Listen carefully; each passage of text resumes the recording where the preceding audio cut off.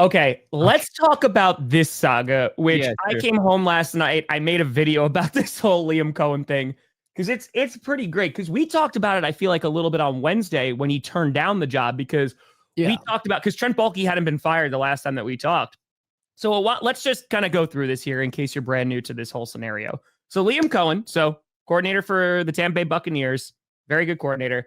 He goes and interviews for the head coaching position for the Jacksonville Jaguars. He then pulls his name out of the running, and many speculate it's because of Trent Baalke, because there have been many folks and candidates who are like, hey, Trent Baalke is a problem. Yes.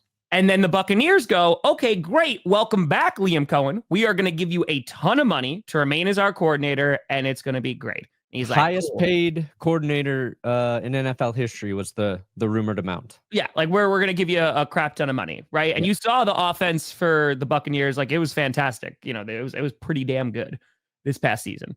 So what winds up happening is the Jaguars fire Trent Baalke. And so all of a sudden, he's gone. I don't know where he is now. They killed him. They murdered him. They might have. And so he's gone now. And so then what winds up happening is that Liam Coen. Well played, Johnny. Well played. Well played, Mr. Parks. Well played. Then Liam Coen. So this is where things get a little bit fuzzy. Hold on one second, Bruce. I'll answer this in a second. This is where things get a little bit fuzzy because then he goes to Jacksonville, Liam Coen, and I think like one of his kids was sick. But like, and I don't want to speculate on that because I don't know. His wife spoke out about something about So they were at the hospital this week, seeing a specialist. Yeah, so I'm going to keep that part out of it because I don't think that's relevant or anything. But basically, they were trying to get in contact with Liam Coen, who went to Jacksonville. And as of late last night, Liam Coen is now going to be the new Jacksonville Jaguars head coach. So a lot of folks are looking at this, that they use the Buccaneers as leverage to get a deal and going, hey, now I want to get this massive deal from the Jaguars. And on top of that, Trent Baalke being fired. So now the Buccaneers are out their offensive coordinator. They're pretty pissed because it was at least agreed upon, you know, and the contract was just going to be a formality signing that Liam Coen was going to be coming back as their coordinator, but now is the Jacksonville Jaguars head coach. So Bucs fans are pissed. Jaguars fans seem optimistic, but they're optimistic ever since Trent Baalke got fired. And this is going to be real interesting because now, considering how Buccaneers, I don't want to generalize, how a good amount, a healthy amount of Buccaneers fans feel about Todd Bowles, if Liam Coen is able to do great things over in Jacksonville and the Buccaneers often not looking so good this year, it is not going to be a good look. So Buccaneers fans are ultimately not very happy. I think that's what Bucs fans are probably the most hurt about. It's like, okay, we thought we would have Liam for, 3 years. Yeah. And within that time frame too, if Tampa decided to move on from Todd Bowles, we have the guy we kind of want to hire in our building. Mm-hmm. We don't have to, retool our entire coaching staff.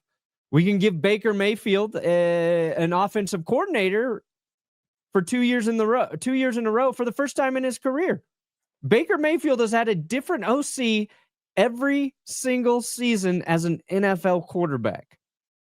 That guy is a kingmaker. It's like every year Baker Mayfield plays well, and the NFL's like, that ain't Baker. That OC is elevating that piece of shit Baker Mayfield to play so well. We gotta go after that guy. We gotta go after him hard. Mm-hmm. And I think Baker's pretty good. But when you look at Liam Coen, Dave Canales was, we were like, dang, he did a really good job with Baker Mayfield with that Buccaneers offense in 2023. He got a head coaching job with the Panthers. We're like, that's a great move for Carolina. Like, he's an offensive guru. Liam Coen elevated the Bucs offense significantly more than Dave Canales did. Like, they went from being like around 20th in a lot of their offensive categories to 3rd and 4th in a bunch of like the key metrics. He actually paid attention and utilized the run game. So there's a lot of evidence for what Liam Coen did for the Bucs offense that I think Jaguars fans should be excited about with Trevor Lawrence and with some nice pieces they have on offense. And Well, they've got holes to fill. They need a better offensive line. They got to address the interior there. Their defense, I think, needs a lot of work, but there's reason, I think, for Trevor Lawrence to be hopeful for the first time in a while as well. Yeah. And I'm excited to see whoever the offensive coordinator is for the Buccaneers this season, the head coaching job, because Baker Mayfield plays so well. And they're like, yeah, not Baker. That can't be Baker doing it. Yeah, I mean, it's going to be interesting, dude, because the Buccaneers, they had a good season again. I understand being pissed, man. Like, I would understand being like, okay, now we need to go find a coordinator after all this.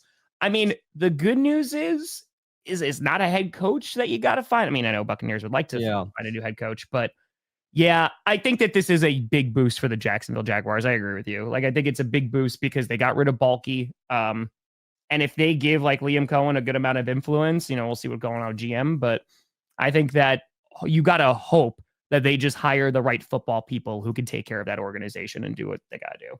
Yeah, Liam gets to pick his GM, which is a luxury. And that's like, he's getting like Ben Johnson money. Like, you know what I mean? Like, that's what's getting a ton of money. And he gets to pick who is, the person he's going to work very closely with on the most important decisions that the team makes.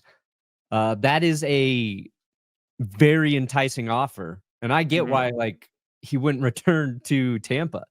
Very rarely is it like your head coach kind of gets to choose who the GM is in this process. So unless you're Bill Belichick and you get to be both. Yeah. But he had to earn that spot too. Liam Coen stat with the offense, that was impressive, I thought. Oh, seething.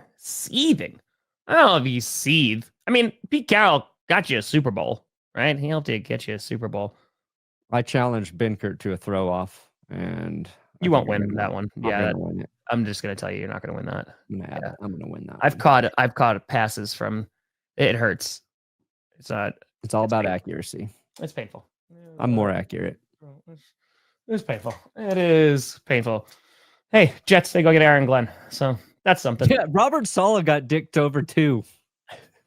He was supposed to go back to Jacksonville. He was getting ready to leave for Jacksonville. But you know what, though, dude? Like, you know who's so happy about that? The San Francisco 49ers. Like, holy crap, man. They can get him back as DC, reset for a year or two. If he can bring that defense back up, like, he's going to have plenty of options, I think. Yeah.